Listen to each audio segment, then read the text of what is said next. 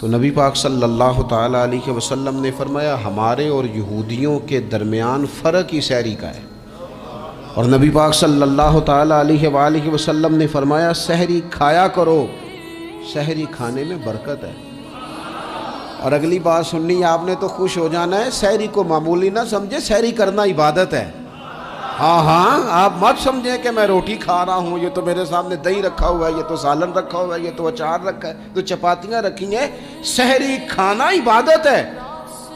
آپ صبح اٹھے، آپ کی تو روٹین ہی اور تھی، تو 7 بجے کھاتے تھے، 9 بجے کھاتے تھے۔ یہ جو آپ صبح کھا رہے ہیں اٹھ کے سحری میں، اپنی مرضی سے تھوڑی کھا رہے ہیں، یہ تو کسی کے کہنے سے کھا رہے ہیں، یہ تو کسی کے بٹھائے بیٹھے ہیں۔ یہ جو سحری کا لنگر ہے یہ رب رسول کی رحمت کے ساتھ عطا ہوتا ہے، یہ کرم ہے، یہ اللہ رسول کے بٹھائے بیٹھے۔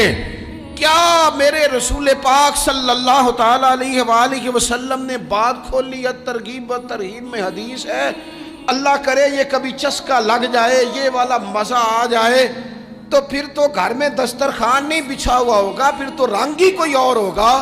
حضور فرماتے ہیں اللہ تعالیٰ اور اس کے فرشتے سحری کھانے والوں پر رحمتوں کا نزول فرماتے ہیں۔ کھائی روٹی جا رہی ہے، پکا ہوا کھانا ہے، لیکن حضور فرماتے ہیں رب بھی رحمتیں فرما رہا ہے اور اللہ کے حکم سے فرشتے بھی رحمتوں کا نزول کر رہے ہیں سحری کھانے والوں پر۔